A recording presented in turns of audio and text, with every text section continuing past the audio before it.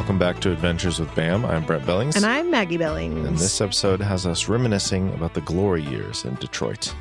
It wasn't all bad. It wasn't. Part of the motivation, I would say, was the fact that Michigan generally was in the news. Specifically Flint, Michigan, about all of the lead in their pipes and the disaster that was going on with all of that. And I don't know how much of that was in Detroit, but my assumption was there was probably some element of that. And I think part of my motivation going into it was like, we don't want to be terrible landlords that were like, oh, you'll be fine with a little bit of lead. Like, we wanted to do right by our tenants. Right. And one of the things that they talked about ad nauseum in the real estate podcasts was you don't keep a tenant when you purchase a property. You get rid of that tenant because they feel like they can get away with whatever, and they can be like, oh, well, the old people told me I could do this, or there's too many potential complications. You don't keep a tenant upon purchase. So we purchased this property, and we indeed had a tenant. And in spite of all of the advice, we kept the tenant because I was like, why? Like, right. How awful. There's so much we've received over the course of our marriage, a lot of conventional wisdom that turned out to be just like nonsense. Not that people haven't had bad experiences, but I think sometimes people take those bad experiences and create this just like rule that they apply to everything and go, like, oh, well, no one should live with friends. Like, you should never, do community living. So there's things that we've gotten, this conventional wisdom that we've received from people and not followed it and had an incredible experience. So I think it was just like, well, why would we, if there's somebody living there, like, if we don't have a reason to kick them out and start a new lease with a new tenant, like, we don't need to be the kinds of investors that go, oh, and now this is mine and you're out, like, that's just not, I think, the kind of, I guess, I don't know, investors or people that we want to be. Well, and it is conventional wisdom for a reason. Like, there's risk involved. It's definitely the safer route. Sure.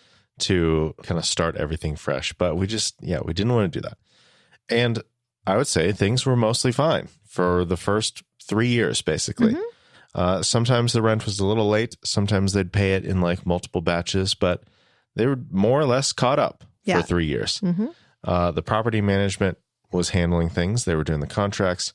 There would be these various like legal charges where we would pay like $10. I think what that meant is like they were just sending a document like notifying them, hey, you're late on your rent. But that was more or less it. There wasn't anything major. Yeah, just little hiccups here and there, but it would, it'd come out in the wash at the end of the month, typically. Yeah, they'd get caught up over the course of a few months or whatever, and everything would be fine. Yeah, on balance, they were pretty much caught up. There were some maintenance items, mostly small stuff, but we did replace the water heater at one point and then the furnace. And actually, I was in Israel when I got the call or the email. I think it was an email. But the property management was like, hey, it was, March in Detroit. It was cold. They're like, hey, the furnace needs to be replaced. Can you send money for that? And I was like, I'm not even in the country. Is there like some way to fix it? And they're like, no, they tried to look at it and it just like the whole unit, it was, however years old. I was like, okay. So I was like, Marty, I'll have to meet you later for the morning briefing. I got to take care of something real quick. So I'm sending, I think it was $3,000 or something like that from Israel. So that was March of 2022.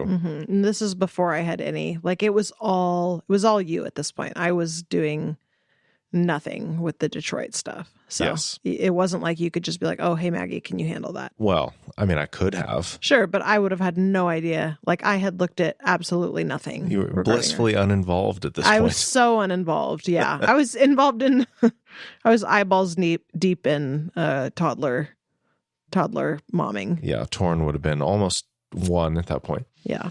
But yeah, the whole point was like the property management company was handling all this stuff. So it's like, sure, I have to send the money. They're not paying for it, but they're handling, like, they're picking out the unit. They're getting somebody to install it. They're getting somebody to remove the old one. Yeah, all the footwork. I had nothing to do with any of that. And it was other than the pain of paying for a new furnace, it was relatively simple. Mm-hmm. So that was March of 2022. And then May of 2022, the tenants paid rent. And that was the last time they paid That rent. was it. And so we will pause there because A little bit of a cliffhanger. thus ends the glory years of Detroit for us. We didn't appreciate them as much as we would have, I think, if we'd known Yep, what exactly. was to come. Indeed.